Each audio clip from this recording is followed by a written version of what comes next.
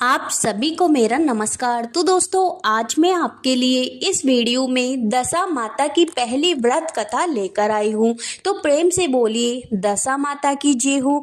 दोस्तों, एक समय की बात है। एक गांव में एक सास और बहू रहती थी।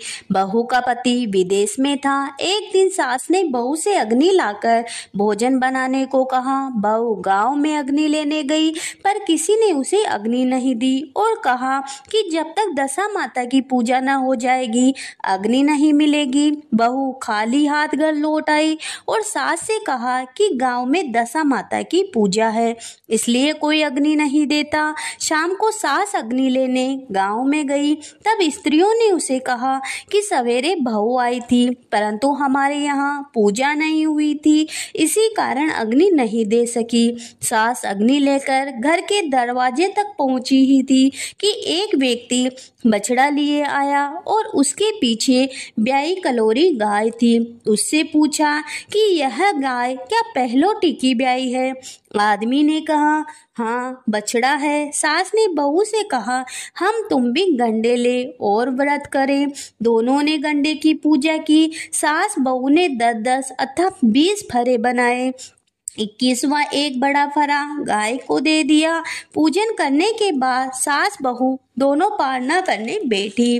उसी समय बुढ़िया के लड़के ने दरवाजे पर आवाज लगाई। सुनकर माँ ने मन में कहा कि मैं पारना कर चुकी, तब दरवाजा खोलूंगी। बहू ने अपनी थाली कान इधर उधर करके झट से पानी पीकर उठ खड़ी हुई और जाकर दरवाजा खोला। पति ने पूछा कि माता कहाँ है? स्त्री ने कहा, वह तो अभी पारना कर रही है। पति बोला, इतने दिनों तक न जाने तू कैसी रही, माता लाएगी तब भी पानी पीऊंगा। माता पारना कर अपनी थाली धोकर पी चुकी। तब लड़के के पास गई। माता ने थाली परोसी। बेटा भोजन करने बैठा। हाथ में प्रथम घास लिया कि फरों के टुकड़े जो बहू ने थाली में फेंक दिए उचक्कर उसके सामने आ गए। उसने माँ से पूछा, यह क्या है? माँ बोली, बहू जाने। सुनते ही लड़का आग बबूला हो गया। बोला, जिसके चरित्र की तुम साक्षी नहीं उसको अभी घर से बाहर निकालो। माता ने पुत्र को हर तरह से समझाया, परंतु उसने एक न मानी। वह यही कहता रहा कि उसे निकालो, मैं तभी घर में रहूंगा। माँ ने सोचा, बहू को थोड़ी देर के लिए बाहर कर देती हूँ, इतने में लड़के का गुस्सा भी शांत हो जाएगा। उसने बहू से कहा, देहरी के बाहर जाकर उसारे के नीचे खड़ी रहे। जब बहू खड़ी हुई तो उसारा बोला कि दशा माता के विरोधी को मैं छाया नहीं दे सकता।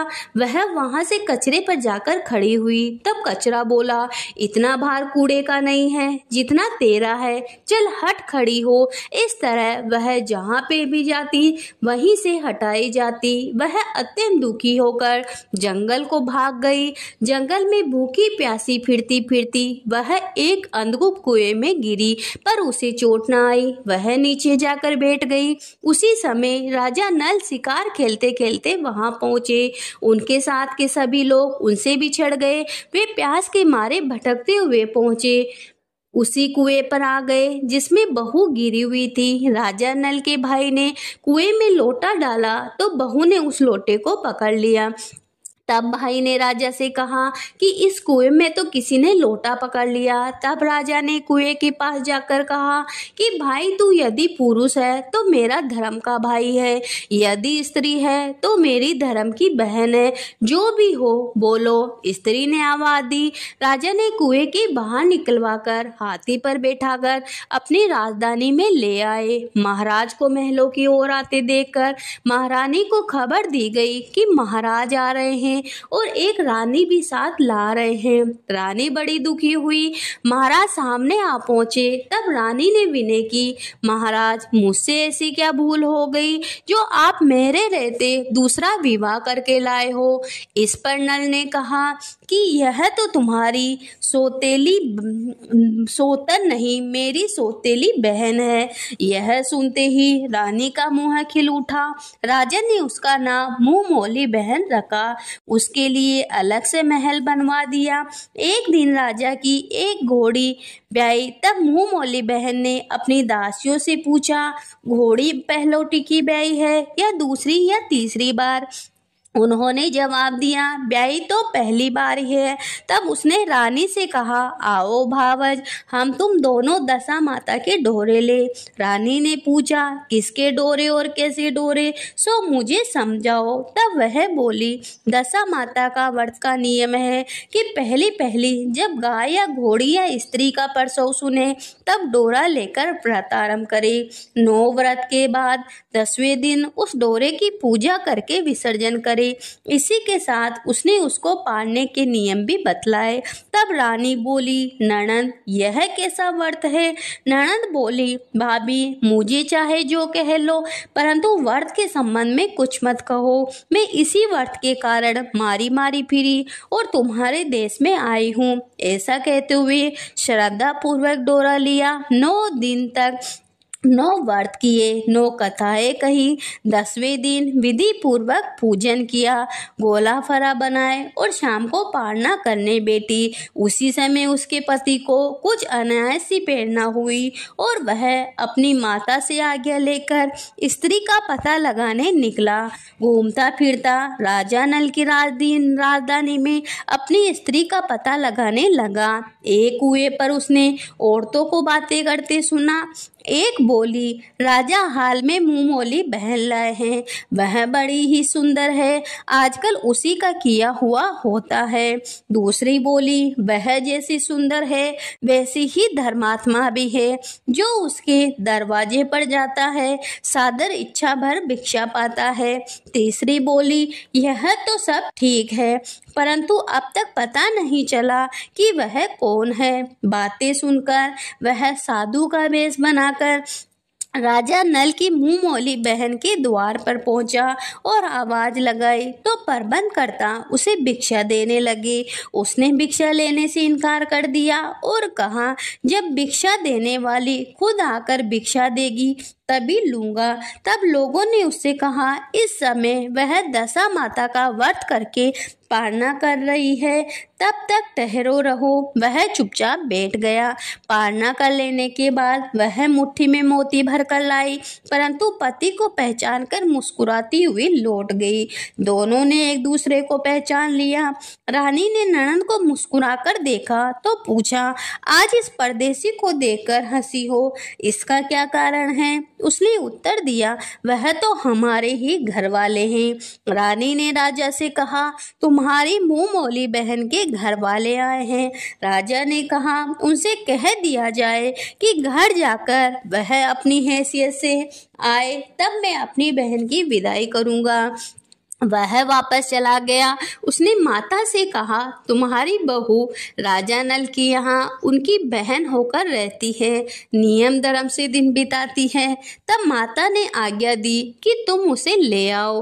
वह डोली कहार आदि के साथ फिर से राजा नल के नगर में गया। राजा ने संबंधी की हैसियत से उसका स्वागत किया और कुछ दिन मेहमानी में रखकर विधि पूर्वक बहन की विदाई की। जब वह महल के बाहर निकलकर चलने लगी तब महल भी उसके पीछे पीछे चलने लगा। रानी बोली, ननद जी तुम चली और मेरा महल भी ले चली, जरा लौटकर पीछे की ओर देखती जाओ। उसने देखा तो राजा का संपूर्ण राजसी वैभव लुप्त हो गया। वह स्त्री तो अपने पति के साथ जाकर आनंद से रहने लगी, परंतु राजा नल का यह हाल हो गया कि वे दोनों कमली कतनी ओढ़े फिरने लगे। तब राजा नल बोले, रानी जहाँ राज किया वहाँ इस दशा में नहीं रहा जा रहा, इसलिए यहाँ से जाना ही उचित होगा। रानी पतिव्रता थी। राजा रानी दोनों महल से निकलकर चल दिए। चलते चलते एक गांव के पास पहुंचे। वहां बेर के वृक्षों में अच्छे अच्छे बेर लगे हुए थे। राजा रानी दोनों भूखे थे। वे बीर बेरने लगे। परंतु बेड लोहे के हो जाते। इसी तरह से राजा रानी जो भी वस्तु हाथ से छूते वही कंकड़ पत्थर हो जाती। राजा रानी आगे बढ़े। रास्ते में उन्हें एक बनिया मिला। उसने राजा नल को पहचान कर राजा रानी को आटा दिया। वे आटा लेकर नदी के किनारे गए। वहां राजा रानी भोजन बनाने लगी और राजा स्नान करने लगा। रानी ने रोटियां सेक कर रखी। जब राजा आए और भोजन करने बैठे तब रोटियां ईंट हो गई। राजा रानी वहां से चलकर अपनी मुंह मौली बहन के यहाँ गए।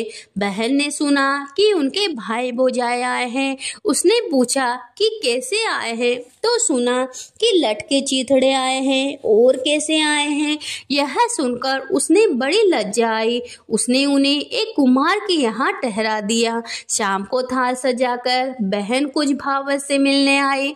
उसने सामने थाल रखा तो भावज ने कहा, इस थाल में जो कुछ भी हो कुम्हार के चक्के के नीचे रख दो और चली जाओ। वह थाल का सामान चक्के के नीचे रखकर चली गई। थोड़ी देर में राजा ने रानी से पूछा, बहन आई थी? रानी ने कहा, आई तो थी, पर जो कुछ लाई है मैंने इसी चक्के के नीचे रखवा दिया। राजा ने देखा कंकड़ पत्थर के सिवा और कुछ भी नहीं था। राजा समझ गया कि वह सब कुदशा है। वह आगे चलकर अपने मित्र के घर गए। मित्र ने सुना कि उनके मित्र नल आए हैं तो उनने पूछा, कैसे आए हैं? लोगों ने कहा, कमली ओढ़े कसनी बिछावे मांग मांग कर खावे, ऐसे आए हैं। मित्र ने दुखी होकर कहा, कोई हानि नहीं, जैसे आए हैं आखिर मित्र आए हैं, उन्हें महलों की ओर ले आओ। मित्र ने बड़े आदर भाव से उनका स्वागत किया, भोजन कराया और एक कमरे में उनको सोने के लिए पलंग बिछवा दिया। उस कमरे में खूंटी पर 9 लख का हार टंगा हुआ था। आधी रात के समय राजा सो गए। रानी ने देखा कि हार वाली खूंटी के पास वाली दीवार में एक मोर का चित्र बना है। वह हार को धीरे धीरे निगल रहा है। रानी ने राजा को जगाकर यह डर से दिखाया। तब राजा ने कहा, यहाँ से चुपचाप भाग लेना ही चाहिए, नहीं तो सवेरे चोरी का कलंक लग जाएगा। राजा रानी दोनों रात को उठकर भाग चले और एक अन्य राजा की राजधानी में पहुंचे। वहां सदाव्रत दिया जाता था। राजा रानी भी गए। उस समय सदाव्रत बंद हो चुका था। वहां के अधिकारियों ने कहा, वह लोग न जाने कहां से अभागे आए हैं, मुट्ठी मुट्ठी चने दे दो। इस प्रकार अनादर और कुवाक्य सहित दान लेना। राजा ने अस्वीकार करते हुए राजा रानी बोले कि ऐसी कंजूसी हो तो सदाव्रत देने का नाम ही क्यों करते हो। इस पर दानाध्यक्ष ने कहा, राजा को कंजूस कहते हो, इनको हवालात में बंद कर दो। इस तरह राजा रानी दोनों को कोठरी में बंद कर दिया गया। जिस कोठरी में राजा रानी के थे उसी के सामने से आम रास्ता था। एक दिन मेहतरानी राजा की गुड़साल को पार हो उसी रास्ते से निकला करती थी।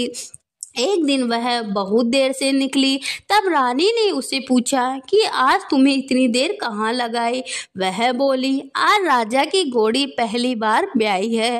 रानी ने पूछा, क्या बछड़ा हुआ या बछड़ी? उसने जवाब दिया, बछड़ा हुआ और अच्छी सेहत में हुआ।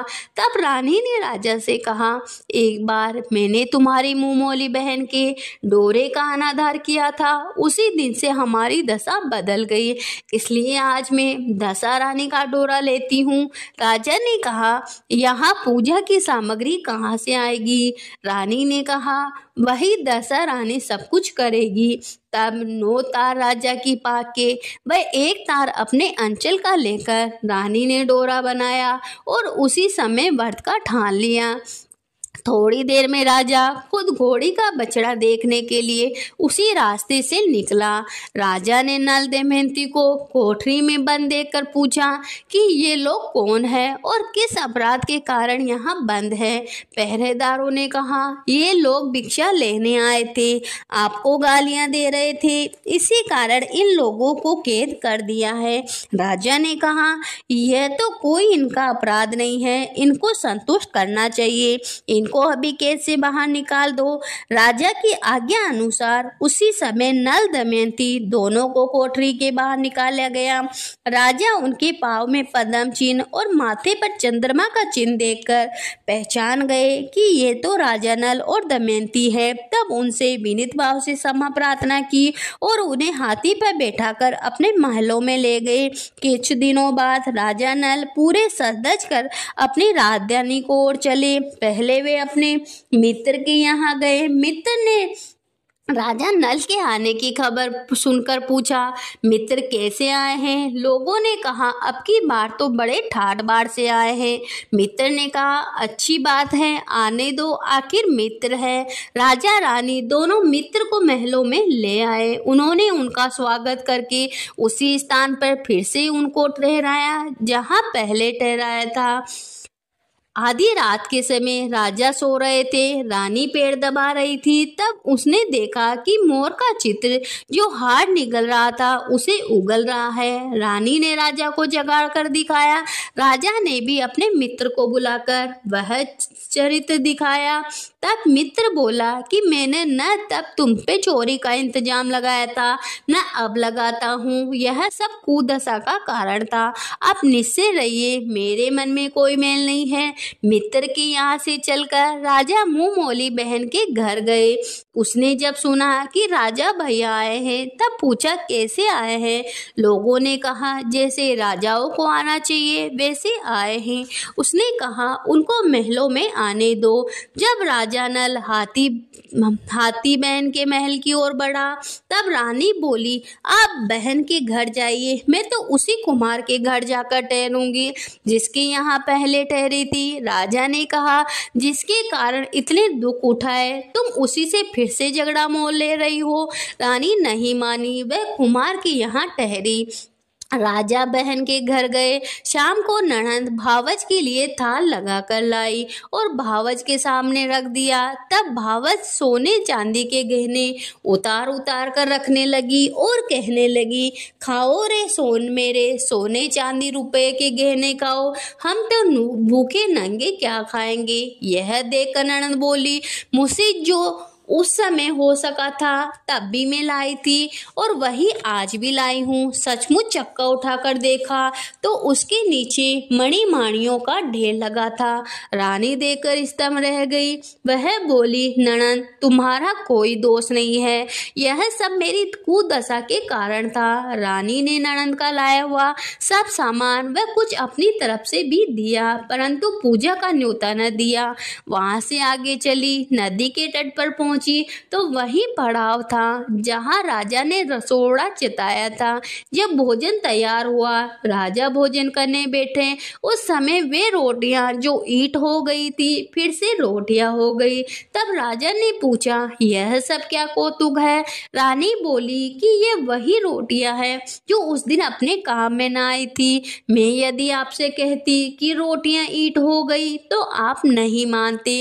अब वहां से सेना सहित राजा व रानी आगे बढ़े।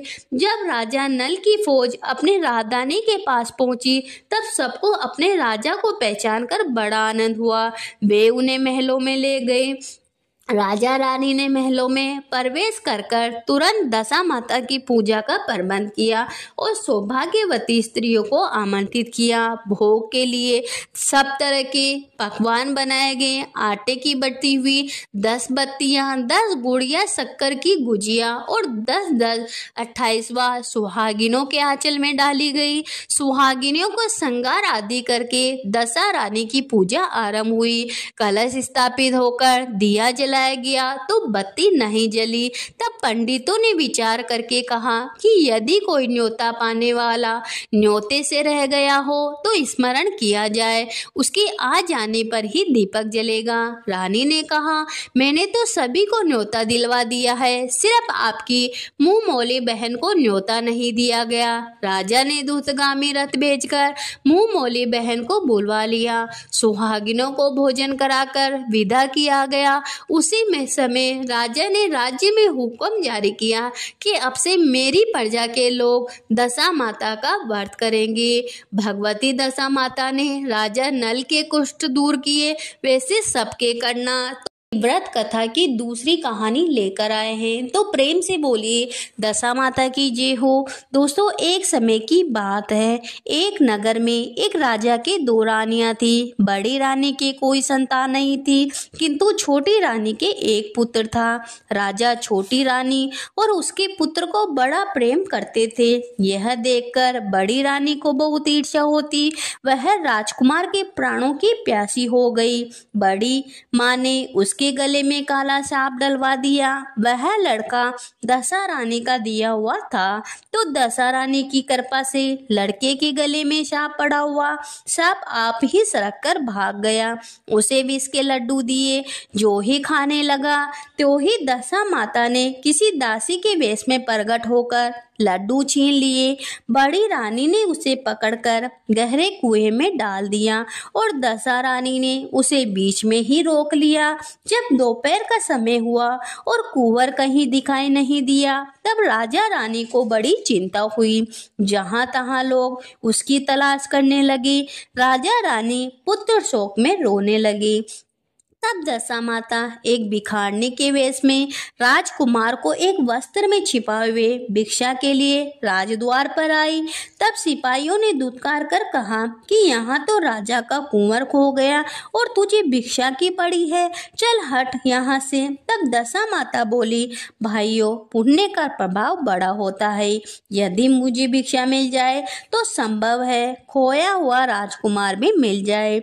यह कहकर वह देहरी के भीतर पैर रखने लगी। उसी समय दशा माता ने एक वस्त्र में से बालक का पैर उखाड़ दिया। सिपाहियों ने समझा कि अभी कुंवर इसके हाथ में है, इसे जाने दो और कुंवर को भीतर छोड़ आने दो। उधर से बाहर आने लगेगी तब पकड़कर बैठा लेंगे। दशा माता कुंवर को लिए हुए भीतर चली गई। उसने राजकुमार को चौक में छोड़ दिया और वहीं से वापस होकर चल दी।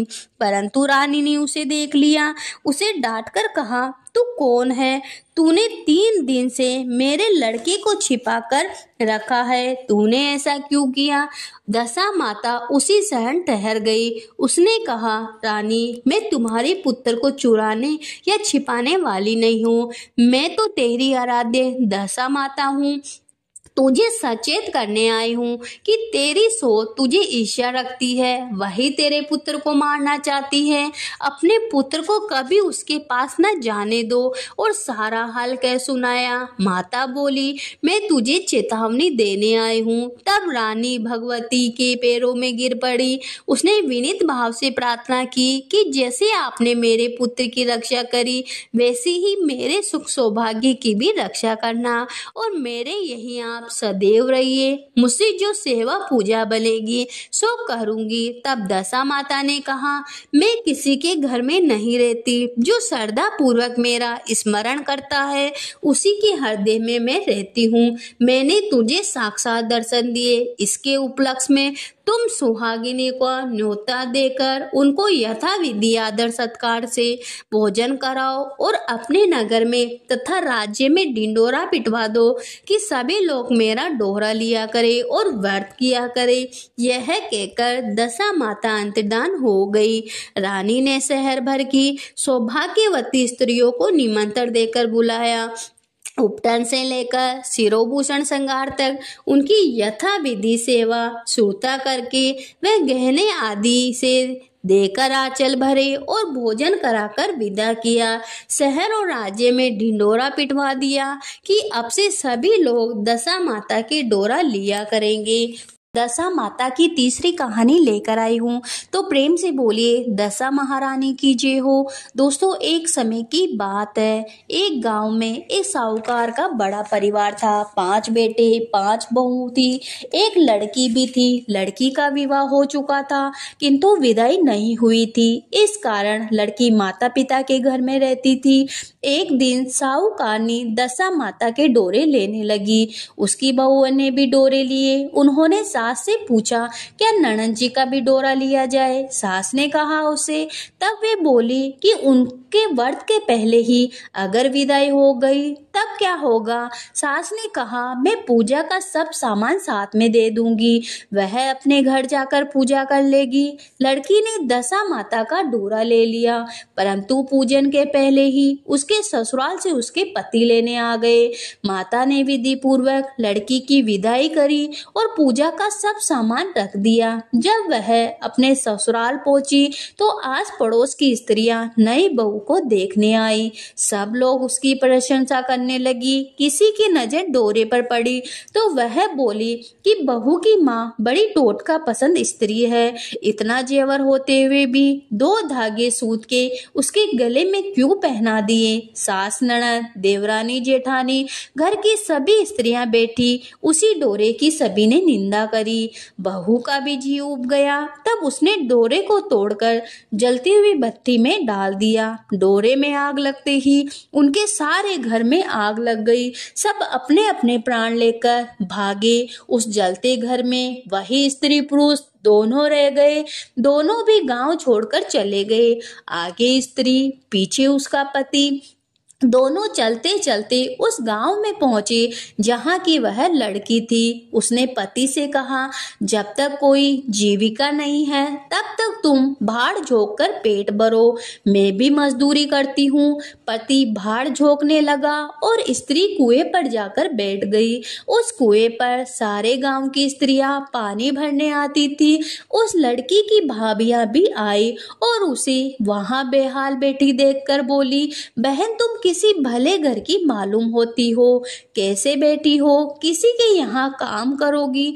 लड़की बोली, अवश्य करूंगी, न तो नीच की टहल करूंगी न खराब खाना खाऊंगी। बड़ी भाभी बोली, हमारे घर में तुम्हारे लिए नीच काम है ही नहीं। जब से हमारी ननद ससुराल चली गई तब से हमारे बच्चे हैरान हैं, तुम उन्हीं को खिलाती रहना। उसके राजी होने पर स्त्रियां अपने घर गई और सास से बोली, माताजी कुएं पर एक दुखिया लड़की बैठी है, वह हमारे तुम्हारे पोतों को खिलाने पर राजी है, आज्ञा हो तो उसे रख ले। सास ने कहा, खुशी से रख लो। वे दूसरी बार पानी भरने गई तो उस दुखिन को अपने घर ले आई। वह भाभियों के बच्चों को खिलाती और खाना खाकर निर्वाह करती। फिर से दशा माता के डोरे लेने का समय आ गया। सास ने कहा, जब वह घर में रहती है तो उसे भी डोरा लेना चाहिए। तब बहुओं ने कहा, ननद जी का डोरा लिया था, आखिर पूजा नहीं हो पाई और उनकी विदाई हो गई, अब दुखिन का डोरा दिलवाती हो। यदि पूजा होने के पहले ही वह चली गई तब क्या होगा? सास बोली, अब क्या हानि है, यह जहाँ भी रहेगी पूजा कर लेगी। तब दुखिन ने भी दशा रानी का डोरा ले लिया। 9 दिन तक कथा कहानी होती रही।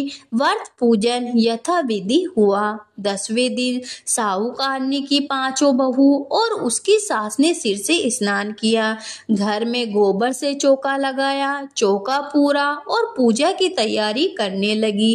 तब दुखिनी बोली कि भाभी, मुझे फटा पुराना कपड़ा मिल जाए तो मैं भी स्नान कर लाऊं। तब बहुओं ने सास से पूछा कि हमारे पास ननद जी की साड़ी है, कहो तो इसे दे दें। सास ने कहा, दे दो। अपनी पुरानी साड़ी दुखिन ने स्नान करके पहन ली। उसने सिर से स्नान करके साड़ी पहनी और गीले बाल बिखराते हुए घर आई। यहाँ पूजा आरंभ हो गई थी। वह जो ही पूजा में आकर बैठी, एक भाभी ने कहा, साक्षात ननद की उनहार है। इस पर सास ने नाराज होकर कहा, चुप रहो, मुझे कहानी कथा कह लेने दो, तुम्हारी बातों में कथा भूल जाऊंगी। बहू चुप हो गई। फिर दुखिन ने समेत घर की सभी स्त्रियों ने पारना किया। फिर सब एक दूसरे के सिर गूंथने लगी। एक ने दुखिन से कहा, ला आप मैं तेरा सिर गूंथ दूं। सिर गूंथते हुए बोली कि जैसी गूंथ इसके सिर में है वैसी गूंथी हमारी ननद के सिर में थी। इस पर साहूकारनी बोली, मेरी लड़की अपने ससुराल में सुख देख रही होगी, उसकी तुम यहाँ इस दुखिन से तुलना क्यों करती हो? हो। सास ने बहुओं को डांट लगा दी, परंतु उसकी बात उनके मन में लग गई। उसने दुखिन से कहा, आज रात तुम मेरे पास सोना। रात को जब बहुएं सो गई तब बुढ़िया माई ने पूछा, क्यों दुखिनी, तेरे पीहर में कौन कौन है? उसने जवाब दिया, ऐसे ही 5 भाई 5 भौजाई, तुम जैसे माता पिता थे। पुनः बुढ़िया माई ने पूछा, फिर क्या हुआ? वह बोली, मेरे पीहर में दशा माता का डोरा लिया था, उसका पूजन नहीं हो पाया, ससुराल को विदा हो गई। वहां स्त्रियों ने मेरे गले में डोरा देकर हंसी उड़ाना शुरू कर दी। तब मैंने उस गंडे को आग में डाल दिया। उसी गंडे के साथ साथ सारा घर जलकर भस्म हो गया। सब लोग 3-13 हो गए। हम दोनों जने भागकर वहां से चले आए। माता ने पूछा, तेरा पति कहाँ है? दुखिनी बोली, वहां जो भड़बूजों के यहाँ भाड़ झोंकता है। साहूकारनी अपनी लड़की को पहचान कर उसके गले लगकर रोने लगी। उसके रोने का शब्द सुनकर 5 लड़के उसके पास गए। तब बुढ़िया माई ने कहा, यह दुखिनी कोई और नहीं, तुम्हारी सगी बहन है। तुम्हारा बहनोई भड़बूजे के यहाँ भाड़ झोंकता है। दशा रानी के कोप से इसकी ऐसी गति हुई। सवेरे होते ही 5 भाई भड़बूजे के घर गए और जैसे तैसे दामाद को घर लाए। उन्होंने उसे स्नान कराया और उत्तम वस्त्र पहनाए। कुछ दिनों बाद उन्होंने दुखिन को उसके साथ विदा किया। दुखिनी अपनी दशा पर विचार करती हुई जब ससुराल जा रही थी, तब मार्ग में उसे एक नदी मिली, जहां कुछ अप्सराएं नहाकर दशा रानी का गंडा ले रही थी। उनके पास एक गंडा अधिक था। उनमें से एक ने डोली के पास जाकर पता लगाया और दुखिनी को वह डोरा झिला दिया। जब दुखिनी घर पहुंची तब उसकी सास और देवरानी जेठानी सब उसकी बाट देख रहे थे। दुखिनी ने कहा, तुम लोगों ने पहले ही दशा रानी के डोरे की निंदा की थी, इसलिए सबका बिछोआ हुआ और धन का धन दानी स्वाहा हो गया। अब की बार कोई गंडे की चर्चा न करे। सबने खुशी से उसकी बात मान ली। 9 दिन तक कहानी कथा सुनी। 10वें दिन विधि से गंडे की पूजा हुई। सास सुहागनियों को न्योता दिया गया। मेहंदी आदि से उनका श्रृंगार कराकर आंचल भरे गए। इस प्रकार खुशी से दशा रानी का पूजन हुआ। दशा रानी ने जैसे दुखिनी की दशा फेरी, वैसी सब पर कृपा बनाए रखना। दशा माता की चौथी कहानी लेकर आई हूँ, तो प्रेम से बोलिए दशा महारानी की जय हो। दोस्तों, एक समय की बात है। एक नगर में एक राजा की रानी बहुत ही कोमल थी। वह फूलों की सेज पर सोया करती थी। एक दिन सेज में कच्ची कली बिछ गई, जिससे रानी को नींद नहीं आई। राजा ने पूछा, प्रिय, आज तुमको नींद क्यों नहीं आ रही है? तो रानी बोली कि आज सेज पर एक कच्ची कली रह गई, वह मेरे शरीर में चुभती है। उसी समय दीपक हंसा। राजा ने दीपक से प्रार्थना की कि हे दीपक देव, आप क्यों हंसे? उस ज्योति स्वरूप दीपक ने उत्तर दिया कि अभी तो रानी कच्ची कली के कारण टसकती है, कल सवेरा होते ही जब सिर पर बोझा ढोवेगी तब क्या होगा? राजा ने पूछा, क्या मेरे देखते मेरे जीते जी ऐसा हो सकता है? तब दीपक ने उत्तर दिया, हाँ। उसकी ऐसी भविष्यवाणी सुनकर राजा ने अपने मन में कहा कि यह देववाणी असत्य नहीं हो सकती। रानी को अवश्य बोझा ढोना पड़ेगा, परंतु यह हो सकता है कि यदि मैं इसको जीते जी समुंदर में बहा दूं तो यह बोझा ढोने से बच जाएगी, क्योंकि जब समुंदर में वह डूब जाएगी तब बोझा कौन ढोवेगा? राजा ने उसी समय रानी से कहा, चलो हम तुमको तुम्हारे पीहर भेजाएं। रानी तैयार हो गई। तब राजा ने उसे संदूक में बिठाकर नदी में बहा दिया। वह नदी समुंदर में ऐसी जगह जाकर मिलती जहां उस राजा के बहनोई का राज्य था। समुंदर में मोती की सीपें निकालने जाने का राजा का ठेका था। रानी का संदूक बहता हुआ जब वहां पहुंचा तब राजा ने मल्लाहों को हुक्म दिया कि संदूक को मेरे सोने के कमरे में रख दिया जाए। राजा के सेनाकार में संदूक पहुंचते ही रानी ने सुना कि राजा ने उसे समुंदर में पाया है। तब वह फौरन उसे देखने आ गई। उस समय पहरेदार वहां से हट गए। रानी ने कौतूहलवश संदूक खोला। उसने देखा कि उसके भीतर एक स्वर्ण सुंदरी 16 श्रृंगार किए बैठी है।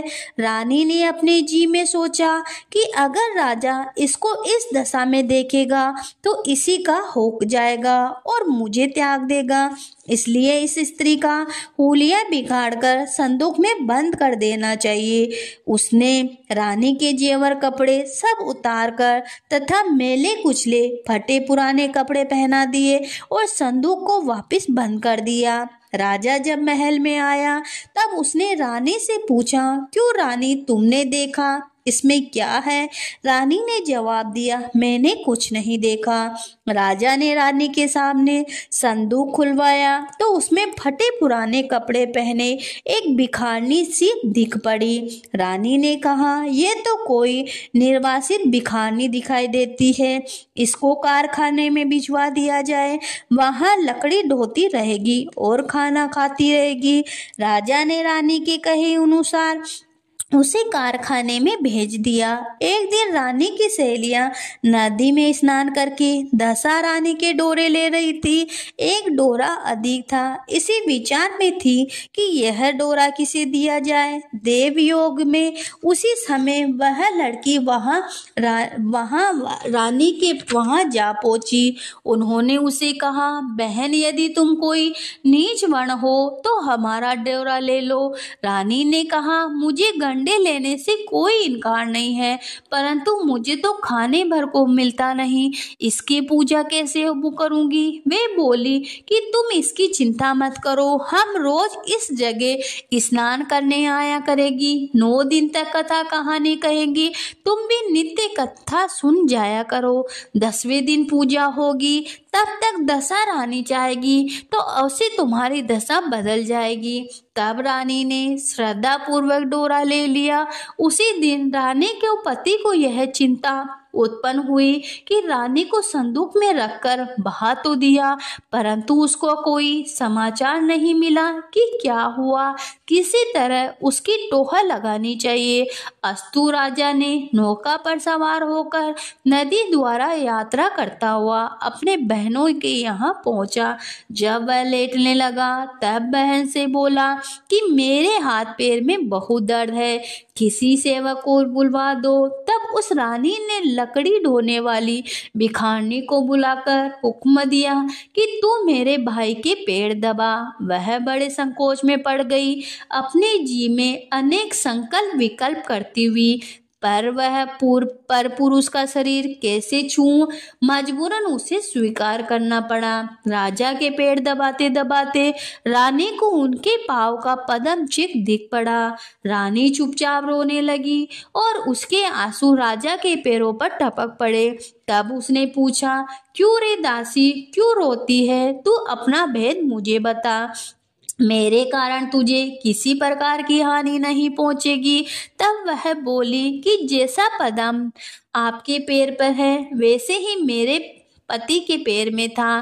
पहले दिनों की याद आने से मुझे रुलाई आ गई। तब राजा बोला कि मैं समझ गया, अब तुम मेरे पैर मत दबाओ, आराम से सो। जो तुम्हारे भाग्य में लिखा था वह तुमको भोगना ही पड़ा।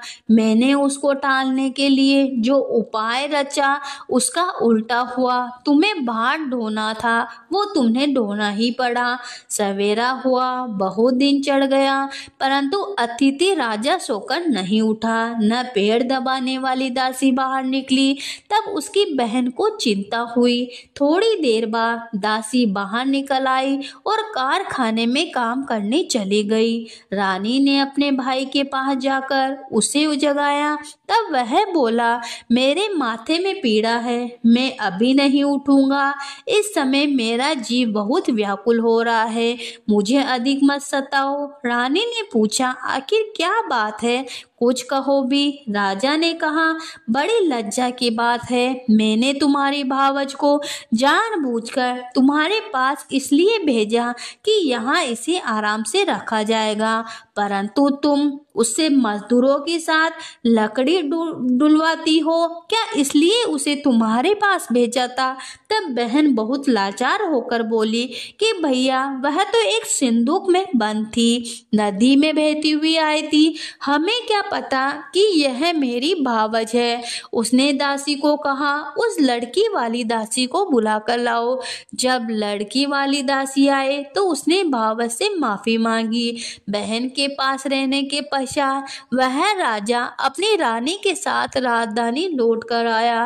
रानी ने अपने महल में पहुंचकर सुहागिन होती धूमधाम से दशा रानी के गंडे की पूजा करी और गांव भर में ढिंडोरा पिटवा दिया कि आज से अमीर गरीब सब दशा रानी के गंडे लेंगे और श्रद्धा पूर्वक पूजा करेंगे। जिस प्रकार दशा रानी ने उस रानी के दुख के दिनों को सुख में फेरे, वैसे ही वह अपने सभी भक्तों के दिन फेरे। दशा माता की 5वीं कहानी लेकर आई हूँ, तो प्रेम से बोलिए दशा माता की जय हो।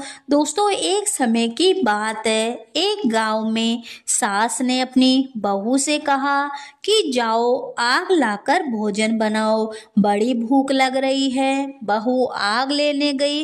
उस दिन गांव भर में दशा रानी की पूजा थी, इस कारण किसी ने उसको आग नहीं दी। वह खाली हाथ ही लौट आई। संध्या हुई तब पड़ोसनों के पास वह गई और उनसे बोली कि मेरी सास तो कभी गंडे नहीं लेती है, परंतु अब की बार जब गंडे पड़े तब मुझे भी बताना, मैं भी गंडा लूंगी। इसके बाद जब गंडे पड़े तब बहू ने सास की चोरी से दशा रानी का गंडा ले लिया। 9 दिन तक उसने पड़ोसनियों के पास जाकर कथा कहानी सुनी। 10वें दिन उसे चिंता हुई कि अब पूजा कैसे करूंगी। तब वह मन ही मन दशा रानी का ध्यान करके मनाने लगी कि यदि सासू जी चली जाए तो मैं पूजा कर लूं। दशा रानी की कृपा से सास को खेतों पर जाने की सूझी। उसने बहू से कहा कि भोजन बनाकर तैयार रखना, तब तक मैं खेत खलियान तक जाकर आती हूँ। यदि मुझे देर हो जाए तो मुझे खेत पर ही खाना दे जाना। बहू तो यही चाहती थी। उसने कहा कि आप निश्चित रहिए। जो ही सासू जी ने पीठ फेरी त्यों ही बहू ने स्नान करके विधि पूर्वक दशा रानी की पूजा करी। उसके बाद वह पूजा की सामग्री मिट्टी के गोले में रखकर उसे फेंटकर भदारने के लिए ले ही जाने वाली थी कि सासू जी आ गई। तब उसने जल्दी से उस गोले को छाछ की मटकी में छिपा दिया। सास ने आते ही बहू से पूछा कि तू मेरे खाने को क्यों नहीं लाई। उसने जवाब दिया कि आज मैंने सिर से नहाया है, इसी कारण रसोई करने में देर हो गई। मैं थाल परोसती हूँ, भोजन कीजिए। सास का गुस्सा शांत हुआ। चौके में बैठी ही थी कि उसका लड़का भी आ गया। वह भी माता के साथ भोजन करने बैठ गया। सास भोजन करके उठना ही चाहती थी कि लड़का बोला, मुझे तो छाछ चाहिए। सास ने बहू से कहा, उठ छाछ दे दो। उसने कहा, मैं रसोई के भीतर हूँ, आप ही दो। बुढ़िया माई उठी, मट्ठा लेने गई, परंतु जो ही उसने छाछ की मटकी उठाई कि उसमें कुछ गड़गड़ाता हुआ सुनाई दिया। उसने हाथ डाला तो एक सोने का गोला था। सास ने आश्चर्य से पूछा, तो अरे बहू, इसमें क्या है, इसका भेद बता, नहीं तो अभी तेरी खबर लेती हूँ। वह बोली, मैं क्या जानूं, मेरी दशा रानी जाने। मैं तो चोरी से दशा रानी का गंडा लिया और चोरी से पूजा की, आप आ गई, इसलिए मैंने गंडा जलाशय में पधारने नहीं जा सकी। दशा रानी ने उसे सोने का कर दिया तो मैं क्या करूं? बुढ़िया माई ने बहू को गला लगा लिया और कहा, अब मैं भी तेरे साथ गंडे लिया करूंगी और विधिवत व्रत और पूजन किया करूंगी। हे दशा रानी, जैसे तुमने सास बहू को दिया वैसे अपनी सभी भक्तों पर कृपा बनाए रखना, सभी की दशा फेरना, सभी की मनोकामना पूरी करना। दशा माता की छठी कहानी लेकर आई हूँ, तो प्रेम से बोलिए दशा महारानी की जय हो। दोस्तों, एक समय की बात है, एक गांव में एक देवरानी और जेठानी रहती थी। उनके कोई संतान नहीं थी, वे मेहनत मजदूरी करके पेट पालती थी। एक दिन सवेरे सवेरे गांव में आग लेने गई, परंतु किसी ने उनको आग नहीं दी। उस दिन गांव भर में दशा रानी का पूजन था। दोनों घर आकर कहने लगी, आज तो गांव भर में दशा रानी का पूजन है, कोई आग नहीं देता, क्या किया जाए? आखिर जेठानी बोली कि कुछ हानि नहीं, आज हम लोग भी व्रत सही, शाम को जब आग मिलेगी तब रसोई बनाकर भोजन कर लेगी। संध्या के समय जेठानी अपनी एक पड़ोसन के घर आग लेने गई और पूछा कि दशा रानी का पूजन करने से क्या होता है। उसने जवाब दिया कि जिस बात की इच्छा करे गंडे लिए जाए वह इच्छा पूर्ण होती है। तब जेठानी बोली कि बहन, अब की बार जब गंडे पड़े तब मैं भी गंडा लूंगी। जेठानी आग लेकर पड़ोसन के घर से बाहर ही निकली थी कि गाय चरा कर आती हुई दिखाई दी। गवाला पीछे पीछे आ रहा था, उसके कंधे पर एक बछड़ा था और एक गाय उसको चारती हुई उसके पीछे पीछे आ रही थी। पड़ोसन ने पूछा, भैया तुम्हारी गाय क्या पहली बार ब्याई है या दूसरी या तीसरी बार? उसने कहा, पहली बार। पुनः स्त्री ने पूछा कि बछड़ा है या बछिया?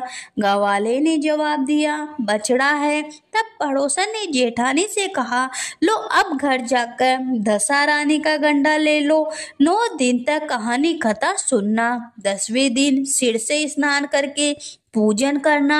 दशा रानी तो 10 दिन के भीतर ही तुम्हारी इच्छा मनोकामना पूर्ण कर देगी। उसने घर जाकर अपनी देवरानी को यह बात बताई। दोनों ने दशा रानी के गंडे लिए, मनोती मांगी कि हमारे संतानें पैदा होगी तो हम सुहागिने न्योत कर विधि विधान से व्रत पूर्ण करेगी। देवरानी जेठानी दोनों ही गर्भवती हो गई। 9 महीने 9 दिन के बाद ही दोनों के गर्भ से 2 सुंदर बालक जन्मे। देवरानी ने कहा कि लड़के होने पर जो सुहागिने न्योतने की मन्नत मांगी थी उनको न्योत देना चाहिए। जेठानी ने कहा कि अभी ऐसी क्या जल्दी पड़ी है, जब लड़के बड़े होंगे उनकी सगाई होगी उसी समय सुहागिने न्योत देंगे। लड़के बड़े हो गए, उनकी सगाई संबंध पक्की हो गई, फिर भी जेठानी ने सुहागिने नहीं न्योती। उसने कहा, जिस दिन लड़कों की भंवरे पड़े उसी दिन सुहागिने न्योत कर उत्सव के साथ पूजा की जाएगी। तब देवरानी बोली कि बहन तुम चाहो तब करना, पर मैं तो मंडप के दिन ही सुहागिने न्योतूंगी। देवरानी ने जैसा कहा वैसा ही किया।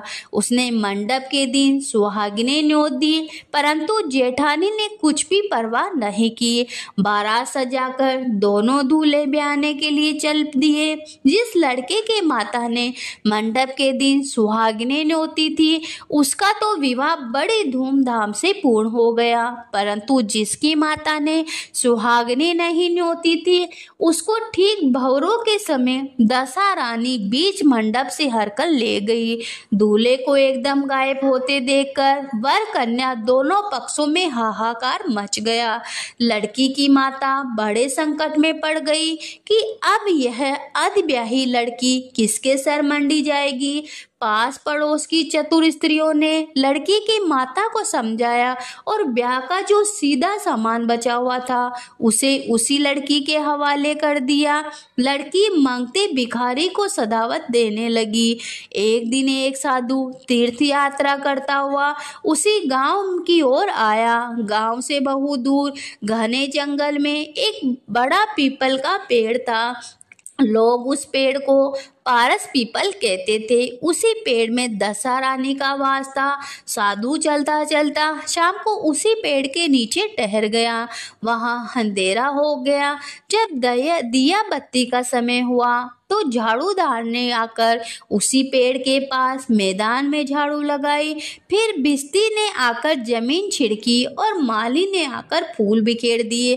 तब अनेक देवता अनेक प्रकार की पोशाकें पहने हुए आकर यथा स्नान बैठने लगे। सबसे पीछे स्वर्ग से राजा इंद्र का सिंहासन उतरा।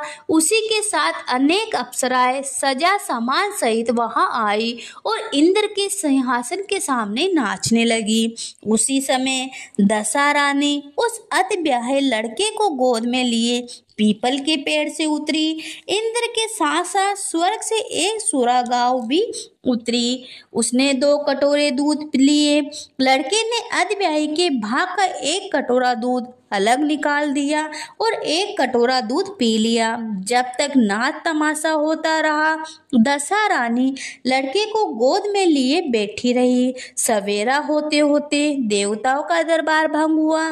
साधु भी वहां से चलकर गांव में चला गया। वही साधु गांव में भिक्षा मांगता मांगता उसी अधब्याही लड़की के घर आया। लड़की ने उसके लिए भोजन तैयार किया।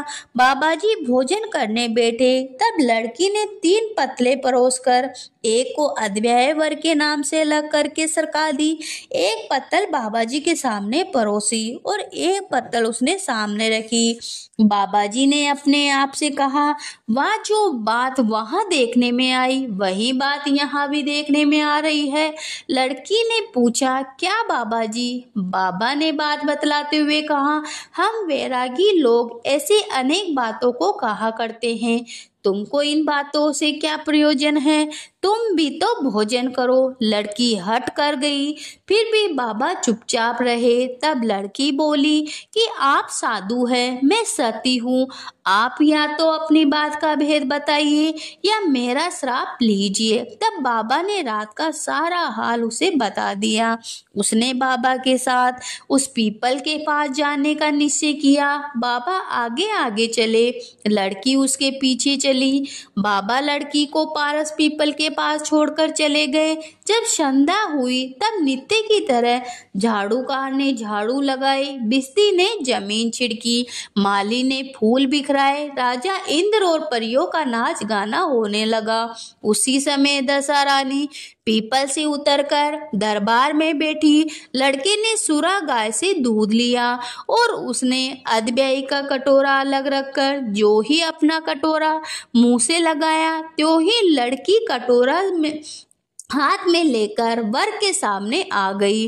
वह बोली कि अपना भाग लेने के लिए मैं उपस्थित हूँ, सेवा भी करूँगी। तब वह बोला, मैं तो दशा रानी की सेवा में रहता हूँ। अभी मुझे दरबार में जाकर उन्हीं की गोद में बैठना होगा।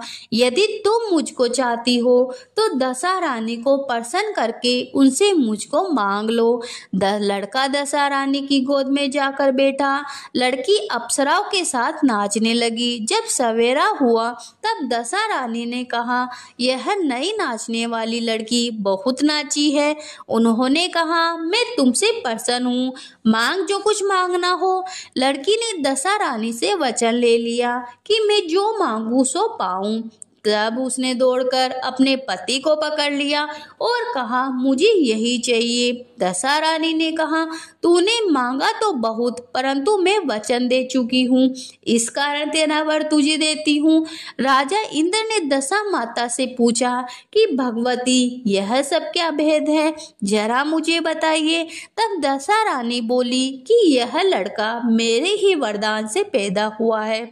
इसकी माता ने मन्नत मांगी थी। जब जब लड़का पैदा होगा तो सुहागिनों का न्योता दूंगी, परंतु उसने आज तक अपना वचन पूरा नहीं किया। इसी कारण मैं अपने दिए हुए बालक को विवाह मंडप से हरकर लाई। यही इसकी अविवाहित स्त्री है, परंतु पतिव्रता है। इसी कारण यह देव समाज में पहुंचकर मुझसे अपना पति छीन लिए जाती है। दशा रानी के ऐसे वचन सुनकर इंद्रादि सब देवताओं ने वर कन्या के ऊपर फूल बरसाए। तब तक साधु बाबा भी वहां आ गए। साधु बाबा, उसके पीछे दूल्हा और उसके पीछे लड़की, इस प्रकार तीनों गांव की ओर चले। जब वे लोग गांव के समीप पहुंचे तब लोगों ने लड़की के पिता को खबर की कि तुम्हारी लड़की अपने दूल्हे के साथ वापस आ रही है। जिस दिन से लड़की चली थी प्रथम तो उसी घड़ी से वह लज्जा के मारे घर से बाहर नहीं निकली थी। जो और भी लड़की नई बातें सुनने में आई तो उसने किवाड़ दरवाजा बंद कर दिया। उसने समझा लड़की बाबा के साथ साथ आ रही है। उसी संबंध में लोग मेरा उपवास कर रहे हैं। किंतु जब गांव के गणमान्य और प्रतिष्ठित लोगों ने भी उससे वही बात की तब वह बाहर आया, और जब उसने दरवाजे पर सचमुच लड़की के साथ दामाद को खड़ा देखा तो उसकी प्रशंसा का पार ही नहीं रहा। लड़की ने अपनी माता से कहा कि पहले वर के घर सुहागिनों को नोत कर बारात यहाँ आनी चाहिए। अतः लड़की के पिता ने लड़के के घर खबर भेजी। वहां सुहागिनों को नोत कर बारात चली। बड़ी धूमधाम से विवाह हुआ। वर वधू दोनों अपने घर गए। तब फिर से लड़के की माता ने सुहागिनें नोती। दशा रानी ने जैसी सती की दशा फेरी वैसी यह कथा के श्रोता वक्ता सभी का कल्याण हो। सभी पर दशा माता अपनी कृपा बनाए रखे। दशा माता की 7वीं कहानी लेकर आई हूँ, तो प्रेम से बोलिए दशा माता की जय हो। दोस्तों, एक समय की बात है। एक गांव में एक ब्राह्मणी रहती थी। उसका एक लड़का था। वह एक दिन लड़के से बोली कि बेटा कुछ काम करो जिससे अपना निर्वाह हो सके। तब लड़का गांव वालों की गायें चराने लगा। एक दिन लड़का पशुओं को पानी पिलाने घाट पर गया। वहां स्त्रियां स्नान करके दशा रानी के गंडे ले रही थी। उनका एक गंडा अधिक था। उसमें से एक ने कहा कि लड़का किसी उच्च वर्ण का हो तो उसे गंडा दे दो। फिर स्त्रियों ने पूछा कि तुम कौन से वर्ण के हो? वह बोला, हूँ तो मैं ब्राह्मण, पर कोई काम न मिलने के कारण गांव की गायें चराता हूँ। स्त्रियों ने लड़के को एक गंडा देकर कहा कि तुम इसे घर जाकर अपनी माता को देना और कहना कि इसका पूजन और व्रत करे। हम लोग तुमको सीधा और पूजा की सामग्री भी देते हैं, सो ले जाकर अपनी माता को दे देना। लड़के ने गंडा लिया। फिर सब स्त्रियों ने उसे सीधा दिया। लड़का उस सामान की गठरी बांधकर घर आया। लड़के ने बुढ़िया माई से सब हाल कह सुनाया। दशा रानी का गंडा वह सामान भी उसे दे दिया। बुढ़िया माई ने गंडे को प्रेम पूर्वक लेकर माथे से लगाया। उसी दिन से वह यह व्रत करने लगी। 9 दिन तक कहानी कथा सुनती रही। 10वें दिन उसने गंडे के पूजन की तैयारी करी। वह देहरी के बाहर लीप ही रही थी कि एक वृद्ध दरिद्र स्त्री द्वार पर आकर बोली कि क्या करती हो बहन? वह बोली, आज मेरे घर दशा रानी का पूजन है। तब दशा रानी ने कहा, मुझे बहुत प्यास लगी है, थोड़ा पानी पिला दो। तब बुढ़िया माँ ने कहा, जरा तुम ठहरो, कटोरी ढूंढ कर लाती हूँ, तब तुमको पानी पिलाऊंगी। बुढ़िया माई कटोरी लेने अंदर गई। तब एक मेली कुचली बुढ़िया माई जो स्वयं दशा रानी थी, उसके परिंदे पर एक सोने का घड़ा रखकर अंतर्धान हो गई। बुढ़िया माई कटोरा लेकर जो ही परिंदे के पास आई, वहां सोने का घड़ा देखकर घबराई और सोचने लगी, यह कहाँ की भला आ गई? मुझे चोरी लगेगी, बुढ़ापे में इज्जत जाएगी। इसी चिंता में बुढ़िया माई की खोज में वह बाहर निकली। तब तक उसका लड़का आ गया। वह बोली कि एक बुढ़िया माई न जाने कहाँ से आई थी और यहाँ सोने का घड़ा रखकर चली गई। लड़के ने कहा, वह तो दशा रानी थी, उन्होंने यह घड़ा हमें दिया है। अब फिर जो वो आए वे तुम उनका स्वागत अच्छे से करना। अब बुढ़िया माई नदी में नहाकर आई तो सामने सोने का घड़ा भरा दिखाई दिया और उत्तम वस्त्र एक किनारे पर रखे थे। बुढ़िया माई ने किसी से पूछताछ किए बिना ही उन वस्त्रों को पहन लिया और घड़ा हाथ में लेकर वह जो ही चलने को तैयार हुई कि चार कहा डोली लिए वहां आ पहुंचे और बुढ़िया माई से बोले, यह डोली तुम्हारे लिए आई है, इसी में बैठकर घर चलो। आगे देखती है कि जहां टूटी फोटी झोपड़ी थी वहां कंचन के महल खड़े हैं। बुढ़िया माई ने महल के भीतर श्रद्धा और भक्ति पूर्वक दशा रानी के गंडे की पूजा की और अंत में हाथ जोड़कर यह वरदान मांगा कि हे महारानी, जैसे तुमने मुझे इतनी संपत्ति दी है वैसे ही मेरे लड़के का विवाह हो जाए, तब यह सब शोभा देगी। कुछ दिनों बाद लड़के का विवाह हो गया और बहुत ही सुंदर सुशील बहू घर में आ गई। तब बुढ़िया माई ने दशा रानी से दूसरा वरदान मांगा, जैसे मेरे बहू बेटा है वैसे ही पोता पाऊं। कुछ दिनों बाद बुढ़िया माई के लड़के को भी लड़का हो गया। एक दिन बुढ़िया माई ने बहू को समझाया कि मेरी यह सभी संपत्ति दशा रानी की दी हुई देन है, उन्हीं की कृपा से तुम भी इस घर में आई हो। यदि मैं मर जाऊं और कभी एक मेली कुचली बुढ़िया माई तुम्हारे घर आए तो उनका विनय पूर्वक स्वागत करना। यदि उनकी नाक बहती हो तो उसे आंचल की छोर से पोंछना, घिन नहीं करना। जब कभी दशा रानी के गंडे पड़े तब उनको अवश्य लेना और श्रद्धा पूर्वक उनकी पूजा करना। जब कभी तुम पर कोई संकट आए तब सुहागिन न्योतना। दशा रानी की कृपा से तुम्हारी सारी इच्छाएं पूरी होगी। कुछ दिनों बाद बुढ़िया माई मर गई। तब दशा रानी ने सोचा कि चलकर देखना चाहिए कि अब बहू सास के वचनों का कहाँ तक पालन करती है। अब वह एक वर्दा भिखारनी का वेश धारण कर उसके घर आई। उन्हें देखते ही बहू उठकर खड़ी हो गई, पांव छुए, दंडवत किए और अपने बालक को उसकी गोद में डाल दिया।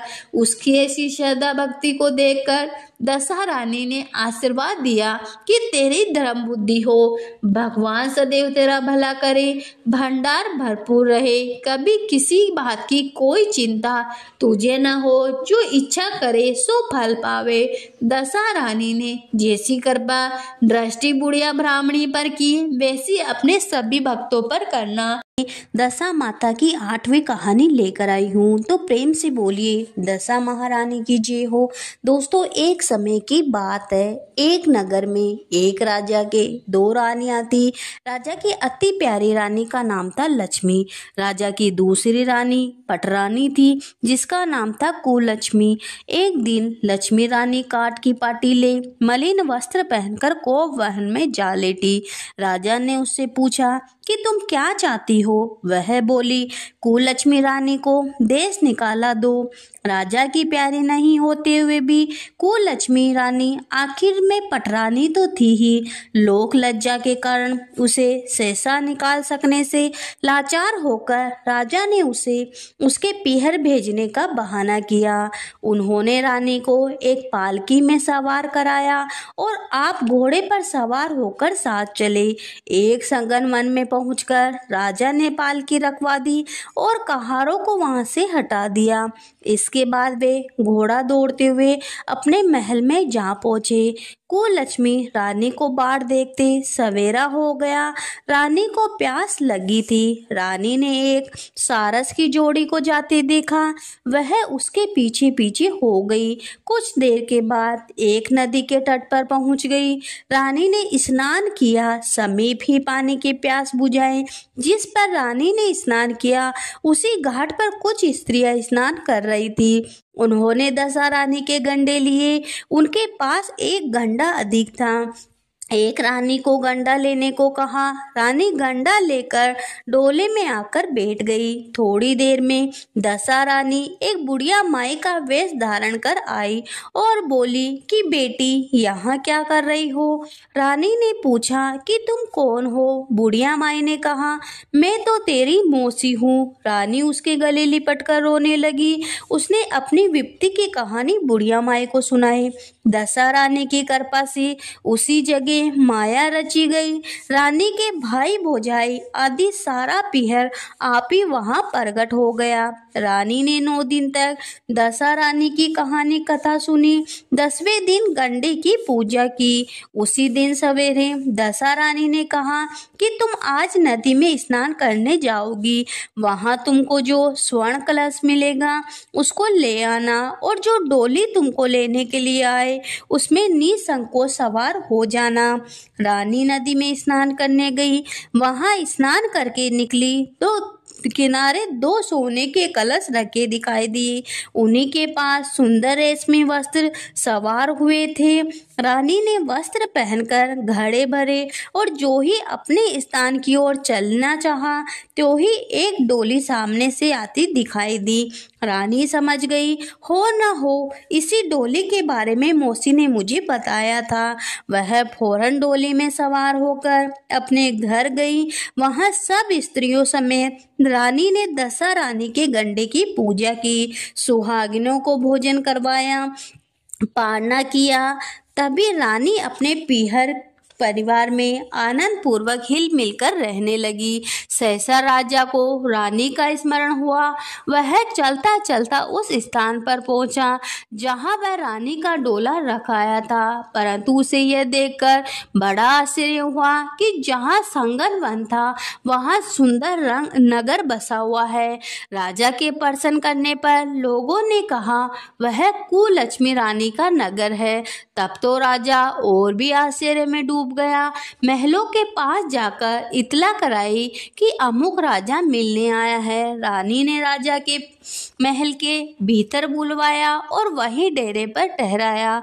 दोपहर को राजा भोजन करने गए। उनके साथ एक नाई था, वह भी राजा के समीप ही खाने को बैठा। रानी राजा तथा नाई को भोजन परोसने लगी। पहली बार जो ही रानी ने नाई के सामने पत्तल रखी, तो ही उसने रायते का एक छींटा रानी के पैर पर डाल दिया। रानी ने उसकी इस क्रिया को नहीं जाना। दूसरी बार रानी परोसने आई, तब दूसरी पोशाक पहनकर आई। राजा मन में सोचने लगा, यहाँ तो एक क्या कई रानियां एक सी है। डेरे पर आकर राजा ने नाई से कहा, यहाँ तो कई रानियां हैं, ऐसे कैसे मालूम होगा कि अपनी रानी कौन है। नाई बोला कि रानी तो एक ही है, वह पोशाक बदल बदल कर परोसने आई थी, इससे आपको भ्रम हुआ। राजा ने पूछा कि तूने कैसे जाना कि रानी एक ही है। वह बोला, मैंने पहले ही रानी के पैर पर रायते का छींटा डाल दिया था। जब दूसरी बार वह परोसने आए तब भी उसके पैर पर वही छींटा था, और जब तीसरी बार आई तब भी वही छींटा देखा। इस बीच रानी ने राजा को अपने महल में बुलाया। वहां सेज सजी हुई थी, उसी पर रानी राजा को बैठाकर उसने पान दिए। राजा लेट गया। रानी पेड़ दबाने लगी। तब राजा ने कहा कि रानी बहुत दिन हो गए, अब राजधानी को चलो। रानी ने जवाब दिया, मैं नहीं जाती, आप तो मेरा सर्वनाश कर चुके हैं। यह तो सब मेरी मौसी की बदौलत है कि मैं जीते जी बच गई।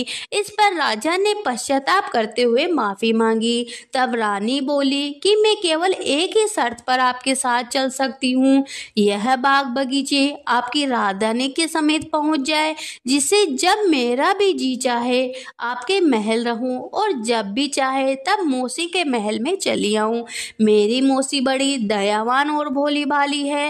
राजा ने रानी की मौसी के पास जाकर जो ही निवेदन किया, उसी समय दोनों शहर पास पास हो गए, मानो एक दूसरे के भाग हो। राजा ने दशा रानी की कृपा का भाव जानकर शहर में ढिंडोरा पिटवाया कि अब से सभी लोग दशा रानी की पूजा किया करो। भगवती दशा रानी ने कुलक्ष्मी रानी पर जैसी कृपा करी, वैसे आपत्ति में पड़ी हुई हर स्त्री की रक्षा करे, सभी की मनोकामना पूरी करे। दशा माता की 9वीं कहानी लेकर आई हूँ, तो प्रेम से बोलिए दशा माता की जय हो। दोस्तों, एक समय की बात है, एक जंगल में एक पेड़ पर दो पक्षी नर और मादा रहते थे। मादा पक्षी के बच्चे नहीं होते थे। जब वह चार चिड़ियाओं के बीच बैठती तो सब उसको बांझ कहकर उससे घृणा करते। इससे चिड़िया अत्यंत दुखी हो जाती। एक दिन वह अपनी स्थिति पर विचार करती हुई नदी में पानी पीने गई। वहां स्त्रियां दशा रानी के गंडे ले रही थी। उन्होंने आपस में कहा कि यहाँ कोई स्त्री या मनुष्य तो नहीं है जिसको यह गंडा दे देते। न हो तो इस चिड़िया के गले में यह गंडा बांध दो। यह नित्य इसी जगह आकर कथा सुन लिया करेगी। इसको पूजन की विधि भी बतला दी जाएगी। पूजन के दिन यह पूजा भी कर लेगी। उन्होंने चिड़िया के गले में गंडा बांधकर उसे समझा दिया कि 9 दिन तक बराबर तू इसी जगह आकर कहानी कथा सुन लिया कर। 10वें दिन 21 गेहूं लाकर एक गेहूं तुम खुद चुन लेना। चिड़िया ने 9 दिन तक प्रेम पूर्वक कथा कहानी सुनी। 10वें दिन स्त्रियों की बताई विधि के अनुसार गंडा पानी में डालकर पारना किया। कुछ दिनों के बाद उस चिड़िया के बहुत बच्चे पैदा हुए। अन्य चिड़ियाओं को बड़ा आश्चर्य हुआ और वे बोली कि इसके तो बच्चे होते ही नहीं थे, ये कैसे हुआ? वह बोली, जब मेरे बच्चे नहीं थे तब तुम लोग बांझ कहकर दुत्कारती थी। अब तो दशा रानी ने मुझे बच्चे दिए हैं तो तुम क्यों कोसती हो? चिड़िया ने उससे पूछा कि उसने गंडा लेने का हाल कह सुनाया और सबको पूजा की विधि बतला दी। तब तो जंगल की सभी चिड़ियाएं दशा रानी का व्रत करने लगी। तो हे दशा रानी, जैसे आपने चिड़िया को बच्चों का सुख दिया वैसे अपने सभी भक्तों पर कृपा बनाए रखना, सबकी मनोकामना पूरी करना। एक समय की बात है। एक गांव में एक सास और बहू रहती थी। बहू का पति विदेश में था। एक दिन सास ने बहू से अग्नि लाकर भोजन बनाने को कहा। बहू गांव में अग्नि लेने गई पर किसी ने उसे अग्नि नहीं दी और कहा कि जब तक दशा माता की पूजा न हो जाएगी अग्नि नहीं मिलेगी। बहू खाली हाथ घर लौट आई और सास से कहा कि गांव में दशा माता की पूजा है इसलिए कोई अग्नि नहीं देता। शाम को सास अग्नि लेने गांव में गई। तब स्त्रियों ने उसे कहा कि सवेरे बहू आई थी परंतु हमारे यहाँ पूजा नहीं हुई थी, इसी कारण अग्नि नहीं दे सकी। सास अग्नि लेकर घर के दरवाजे तक पहुंची ही थी कि एक व्यक्ति बछड़ा लिए आया और उसके पीछे ब्याई कलोरी गाय थी। उससे पूछा कि यह गाय क्या पहलोटी की ब्याई है? आदमी ने कहा, हाँ बछड़ा है। सास ने बहू से कहा, हम तुम भी गंडे ले और व्रत करें। दोनों ने गंडे की पूजा की। सास बहू ने 10-10 अथवा 20 फरे बनाए। 21वां एक बड़ा फरा गाय को दे दिया। पूजन करने के बाद सास बहू दोनों पारना करने बैठी। उसी समय बुढ़िया के लड़के ने दरवाजे पर आवाज लगाई। सुनकर माँ ने मन में कहा कि मैं पारना कर चुकी, तब दरवाजा खोलूंगी। बहू ने अपनी थाली कान इधर उधर करके झट से पानी पीकर उठ खड़ी हुई और जाकर दरवाजा खोला। पति ने पूछा कि माता कहाँ है? स्त्री ने कहा, वह तो अभी पारना कर रही है। पति बोला, इतने दिनों तक न जाने तू कैसी रही, माता लाएगी तभी पानी पीऊंगा। माता पारना कर अपनी थाली धोकर पी चुकी। तब लड़के के पास गई। माता ने थाली परोसी। बेटा भोजन करने बैठा। हाथ में प्रथम घास लिया कि फरों के टुकड़े जो बहू ने थाली में फेंक दिए उचक्कर उसके सामने आ गए। उसने माँ से पूछा, यह क्या है? माँ बोली, बहू जाने। सुनते ही लड़का आग बबूला हो गया।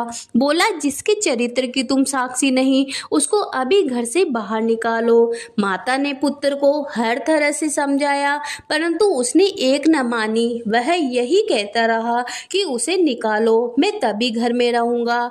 माँ ने सोचा, बहू को थोड़ी देर के लिए बाहर कर देती हूँ। इतने में लड़के का गुस्सा भी शांत हो जाएगा। उसने बहू से कहा, देहरी के बाहर जाकर उसारे के नीचे खड़ी रहे। जब बहू खड़ी हुई तो उसारा बोला कि दशा माता के विरोधी को मैं छाया नहीं दे सकता।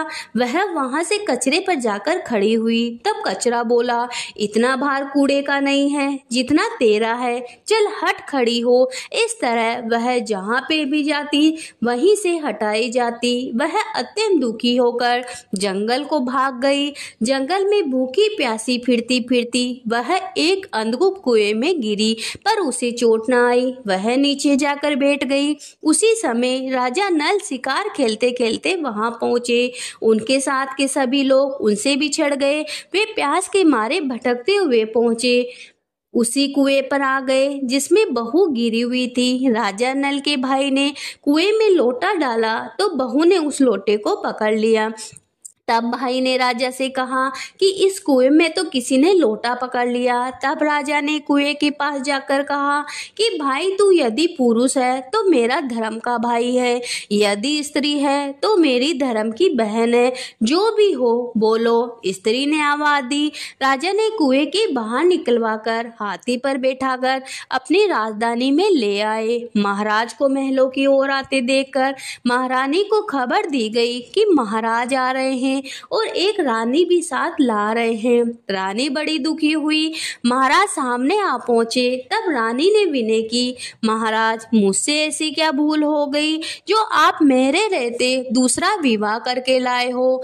इस पर नल ने कहा कि यह तो तुम्हारी सोतन नहीं, मेरी सौतेली बहन है। यह सुनते ही रानी का मुंह खिल उठा। राजा ने उसका नाम मुंह मोली बहन रखा। उसके लिए अलग से महल बनवा दिया। एक दिन राजा की एक घोड़ी ब्याई। तब मुंह मोली बहन ने अपनी दासियों से पूछा, घोड़ी पहलोटी की ब्याई है या दूसरी या तीसरी बार? उन्होंने जवाब दिया, ब्याई तो पहली बार ही है। तब उसने रानी से कहा, आओ भावज, हम तुम दोनों दशा माता के डोरे ले।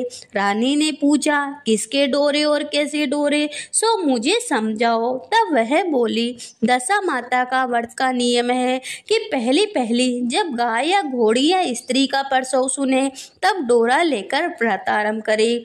9 व्रत के बाद 10वें दिन उस डोरे की पूजा करके विसर्जन करे। इसी के साथ उसने उसको पालने के नियम भी बतलाए। तब रानी बोली, ननंद, यह कैसा व्रत है? ननंद बोली, भाभी, मुझे चाहे जो कह लो, परंतु व्रत के संबंध में कुछ मत कहो। मैं इसी व्रत के कारण मारी मारी फिरी और तुम्हारे देश में आई हूँ। ऐसा कहते हुए श्रद्धा पूर्वक डोरा लिया। 9 दिन तक 9 व्रत किए, 9 कथाएं कही। 10वें दिन विधि पूर्वक पूजन किया, गोला फरा बनाए और शाम को पारना करने बैठी। उसी समय उसके पति को कुछ अनायास सी प्रेरणा हुई और वह अपनी माता से आज्ञा लेकर स्त्री का पता लगाने निकला। घूमता फिरता राजा नल की राजधानी में अपनी स्त्री का पता लगाने लगा। एक कुएं पर उसने औरतों को बातें करते सुना। एक बोली, राजा हाल में मुंह मोली बहन लाए हैं, वह बड़ी ही सुंदर है, आजकल उसी का किया हुआ होता है। दूसरी बोली, वह जैसी सुंदर है वैसी ही धर्मात्मा भी है, जो उसके दरवाजे पर जाता है सादर इच्छा भर भिक्षा पाता है। तीसरी बोली, यह तो सब ठीक है, परंतु अब तक पता नहीं चला कि वह कौन है। बातें सुनकर वह साधु का वेश बनाकर राजा नल की मुंह मोली बहन के द्वार पर पहुंचा और आवाज लगाई तो प्रबंध करता उसे भिक्षा देने लगे। उसने भिक्षा लेने से इनकार कर दिया और कहा, जब भिक्षा देने वाली खुद आकर भिक्षा देगी तभी लूंगा। तब लोगों ने उससे कहा, इस समय वह दशा माता का व्रत करके पारना कर रही है, तब तक ठहरो रहो। वह चुपचाप बैठ गया। पारना कर लेने के बाद वह मुट्ठी में मोती भर कर लाई, परंतु पति को पहचान कर मुस्कुराती हुई लौट गई। दोनों ने एक दूसरे को पहचान लिया। रानी ने ननंद को मुस्कुराकर देखा तो पूछा, आज इस परदेसी को देखकर हंसी हो, इसका क्या कारण है? उसने उत्तर दिया, वह तो हमारे ही घर वाले हैं। रानी ने राजा से कहा, तुम्हारी मुंह मौली बहन के घर वाले आए हैं। राजा ने कहा, उनसे कह दिया जाए कि घर जाकर वह अपनी हैसियत से आए, तब मैं अपनी बहन की विदाई करूंगा। वह वापस चला गया। उसने माता से कहा, तुम्हारी बहू राजा नल के यहाँ उनकी बहन होकर रहती है, नियम धर्म से दिन बिताती है। तब माता ने आज्ञा दी कि तुम उसे ले आओ। वह डोली कहार आदि के साथ फिर से राजा नल के नगर में गया। राजा ने संबंधी की हैसियत से उसका स्वागत किया और कुछ दिन मेहमानी में रखकर विधि पूर्वक बहन की विदाई की। जब वह महल के बाहर निकलकर चलने लगी, तब महल भी उसके पीछे पीछे चलने लगा।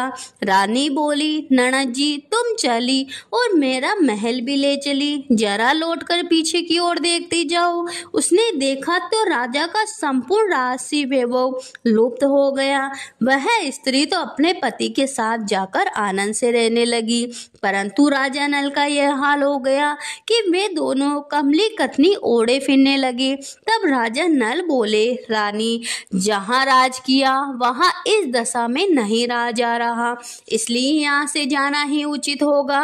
रानी पतिव्रता थी। राजा रानी दोनों महल से निकलकर चल दिए। चलते चलते एक गांव के पास पहुंचे। वहां बेर के वृक्षों में अच्छे अच्छे बेर लगे हुए थे। राजा रानी दोनों भूखे थे। वे बीर बेरने लगे, परंतु बेर लोहे के हो जाते। इसी तरह से राजा रानी जो भी वस्तु हाथ से छूते वही कंकड़ पत्थर हो जाती। राजा रानी आगे बढ़े। रास्ते में उन्हें एक बनिया मिला। उसने राजा नल को पहचान कर राजा रानी को आटा दिया। वे आटा लेकर नदी के किनारे गए। वहां राजा रानी भोजन बनाने लगी और राजा स्नान करने लगा। रानी ने रोटियां सेक कर रखी। जब राजा आए और भोजन करने बैठे, तब रोटियां ईंट हो गई। राजा रानी वहां से चलकर अपनी मुंह मौली बहन के यहाँ गए। बहन ने सुना कि उनके भाई भौजाई आए हैं। उसने पूछा कि कैसे आए हैं, तो सुना कि लटके चीथड़े आए हैं। और कैसे आए हैं, यह सुनकर उसने बड़ी लज्जा आई। उसने उन्हें एक कुम्हार के यहाँ ठहरा दिया। शाम को थाल सजाकर बहन कुछ भावज से मिलने आई।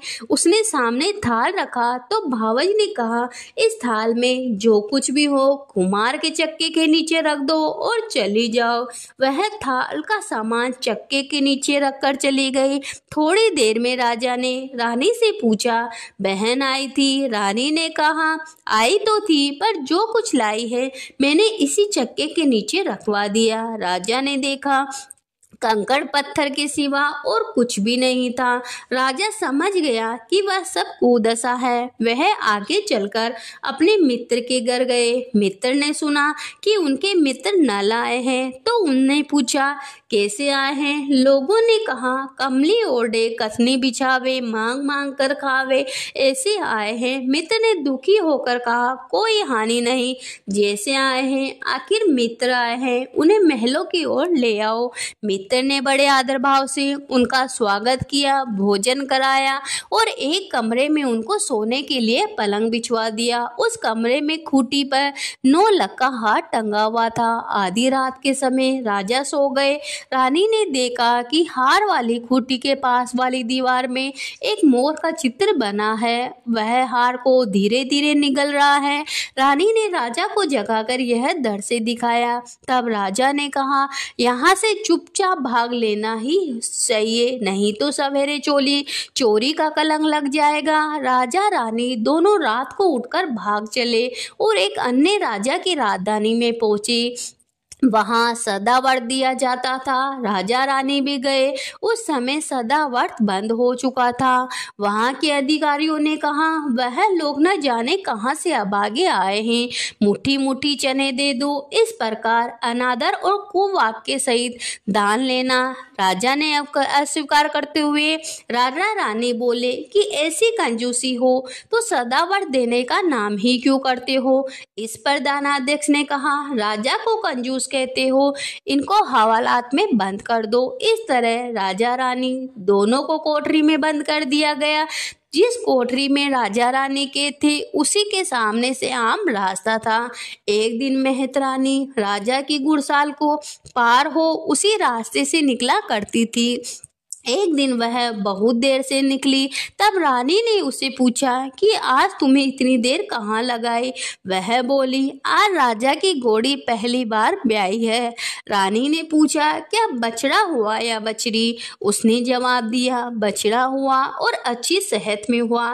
तब रानी ने राजा से कहा, एक बार मैंने तुम्हारी मुंहमोली बहन के डोरे का अनादर किया था, उसी दिन से हमारी दशा बदल गई, इसलिए आज मैं दशा रानी का डोरा लेती हूँ। राजा ने कहा, यहाँ पूजा की सामग्री कहाँ से आएगी? रानी ने कहा, वही दशा रानी सब कुछ करेगी।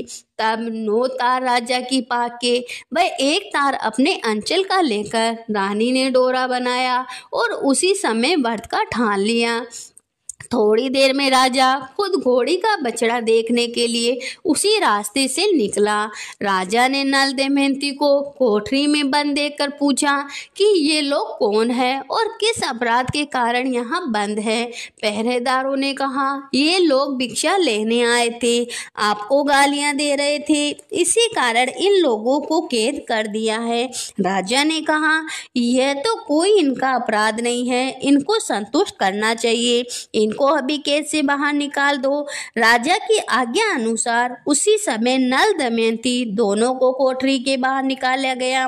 राजा उनके पाँव में पद्म चिन्ह और माथे पर चंद्रमा का चिन्ह देखकर पहचान गए कि ये तो राजा नल और दमयंती है। तब उनसे विनीत भाव से क्षमा प्रार्थना की और उन्हें हाथी पर बैठाकर अपने महलों में ले गए। कुछ दिनों बाद राजा नल पूरे सज-धज कर अपनी राजधानी को ओर चले। पहले वे अपने मित्र के यहाँ गए। मित्र ने राजा नल के आने की खबर सुनकर पूछा, मित्र कैसे आए हैं? लोगों ने कहा, अब की बार तो बड़े ठाठ बाढ़ से आए हैं। मित्र ने कहा, अच्छी बात है, आने दो, आखिर मित्र है। राजा रानी दोनों मित्र को महलों में ले आए। उन्होंने उनका स्वागत करके उसी स्थान पर फिर से उनको ठहराया जहाँ पहले ठहराया था। आधी रात के समय राजा सो रहे थे, रानी पेड़ दबा रही थी। तब उसने देखा कि मोर का चित्र जो हाड़ निगल रहा था उसे उगल रहा है। रानी ने राजा को जगा कर दिखाया। राजा ने भी अपने मित्र को बुलाकर वह चरित्र दिखाया। तब मित्र बोला कि मैंने न तब तुम पे चोरी का इंतजाम लगाया था, न अब लगाता हूँ, यह सब कुदशा का कारण था। आप निश्चय रहिए, मेरे मन में कोई मेल नहीं है। मित्र के यहाँ से चलकर राजा मुंहमोली बहन के घर गए। उसने जब सुना कि राजा भैया आए हैं तब पूछा, कैसे आए हैं? लोगों ने कहा, जैसे राजाओं को आना चाहिए वैसे आए हैं। उसने कहा, उनको महलों में आने दो। जब राजा नल हाथी बहन के महल की ओर बढ़ा तब रानी बोली, आप बहन के घर जाइए, मैं तो उसी कुम्हार के घर जाकर ठहरूंगी जिसके यहाँ पहले ठहरी थी। राजा ने कहा, जिसके कारण इतने दुख उठाए तुम उसी से फिर से झगड़ा मोल ले रही हो। रानी नहीं मानी, वह कुम्हार के यहाँ ठहरी। राजा बहन के घर गए। शाम को ननद भावज के लिए थाल लगा कर लाई और भावज के सामने रख दिया। तब भावज सोने चांदी के गहने उतार उतार कर रखने लगी और कहने लगी, खाओ रे सोन मेरे सोने चांदी रुपए के गहने खाओ, हम तो भूखे नंगे क्या खाएंगे। यह देखकर ननद बोली, मुझसे जो उस समय हो सका था तब भी मैं लाई थी और वही आज भी लाई हूँ। सचमुच चक्का उठाकर देखा तो उसके नीचे मणि माणियों का ढेर लगा था। रानी देखकर स्तब्ध रह गई।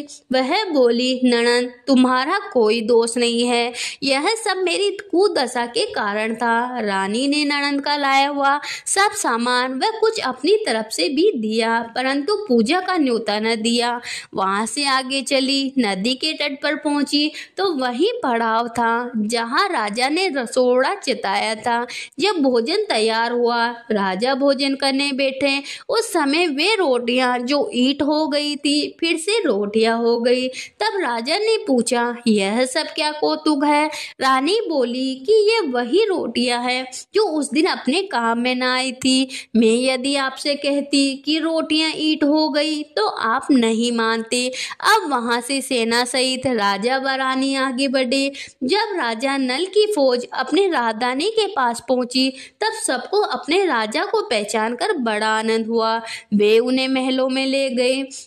राजा रानी ने महलों में प्रवेश कर तुरंत दशा माता की पूजा का प्रबंध किया और सौभाग्यवती स्त्रियों को आमंत्रित किया। भोग के लिए सब तरह के पकवान बनाए गए। आटे की बटी हुई 10 बत्तियां, 10 गुड़िया शक्कर की गुजिया और 10-10 28वां सुहागिनों के आंचल में डाली गई। सुहागिनियों को श्रृंगार आदि करके दशा रानी की पूजा आरंभ हुई। कलश स्थापित होकर दिया जलाया गया तो बत्ती नहीं जली। तब पंडितों ने विचार करके कहा कि यदि कोई न्योता पाने वाला न्योते से रह गया हो तो स्मरण किया जाए, उसके आ जाने पर ही दीपक जलेगा। रानी ने कहा, मैंने तो सभी को न्योता दिलवा दिया है, सिर्फ आपकी मुंह मौली बहन को न्योता नहीं दिया गया। राजा ने दूतगामी रथ भेजकर मुंह मौली बहन को बुलवा लिया। सुहागिनों को भोजन कराकर विदा किया गया। उसी में समय राजा ने राज्य में हुक्म जारी किया कि अब से मेरी प्रजा के लोग दशा माता का व्रत करेंगे। भगवती दशा माता ने राजा नल के कुष्ठ दूर किए, वैसे सबके करना। तो प्रेम से बोलिए दशा माता की जय हो।